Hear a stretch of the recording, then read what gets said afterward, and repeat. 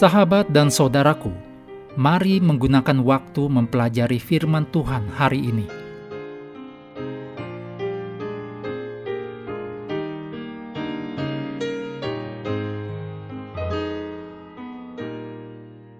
Senin 30 Maret, judulnya Teguran, Pertobatan, dan Upah.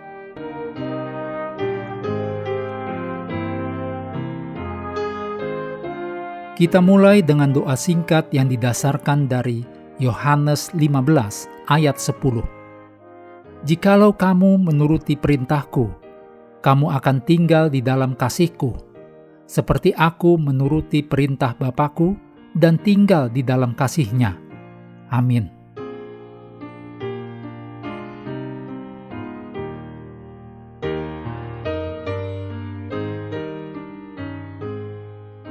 Yesus berkata pada kita dalam Wahyu 3 ayat 19, "Barang siapa kukasihi, ia kutegur dan kuhajar." Tidak seorang pun dapat mengatakan bahwa Yesus tidak peduli kepada kita atau masa depan kita, karena Yesus sangat mengasihi kita. Yesus menegur perilaku buruk kita. Yesus tidak senang jika kita datang kepadanya hanya ketika kita membutuhkannya.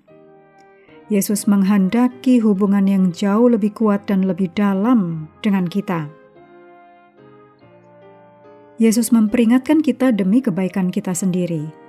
Yesus menyuruh kita untuk mengakui dosa-dosa kita dan berhenti berbuat dosa. Kita tidak dapat berhenti berbuat dosa jika kita tidak tahu bahwa kita telah melakukan sesuatu yang salah. Jadi, Yesus memberitahu kita apa yang salah dengan kita, yaitu kita mengira kita kaya.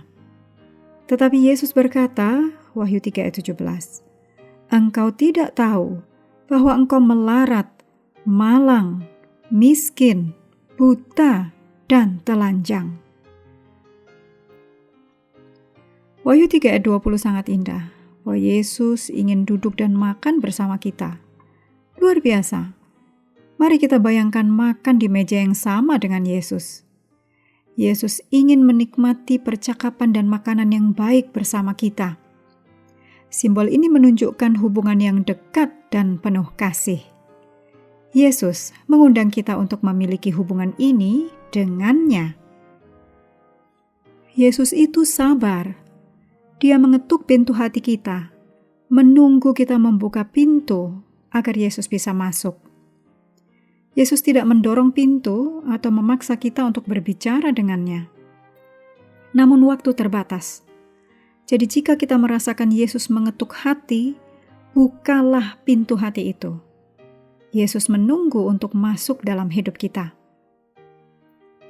Simbol Yesus makan bersama kita menunjukkan bahwa Yesus menghendaki hubungan kita dengannya. Suatu hari nanti kita akan bertemu Yesus secara langsung. Kita akan meletakkan mahkota kita di kaki Yesus dengan kasih yang mendalam kepadanya. Kita akan memuji dan bernyanyi bagi Yesus bersama jutaan malaikat dan manusia, umat tebusan di sekeliling tahta Allah. Wahyu 4 ayat 9-11, Wahyu 5 ayat 11-14. Saat kita mencoba mengingat kembali penderitaan kita di dunia ini, maka itu terasa begitu kecil dan tidak berarti dibandingkan kemuliaan surgawi. Jadi kita tidak akan menyesal untuk waktu yang kita gunakan bersama Yesus di dunia ini.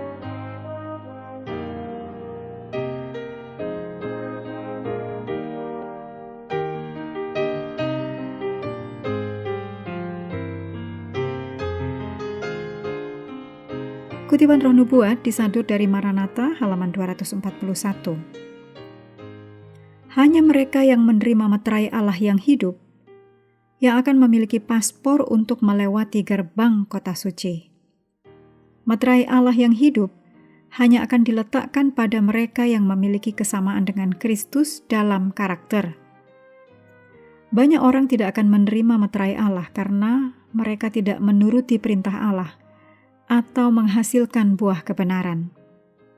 Sebagian besar orang Kristen yang mengaku beriman akan mengalami kekecewaan yang pahit pada hari Tuhan. Mereka tidak memiliki meterai Allah yang hidup di dahi mereka. Suam-suam kuku dan setengah hati. Mereka menghina Allah, jauh melebihi orang yang mengaku tidak percaya.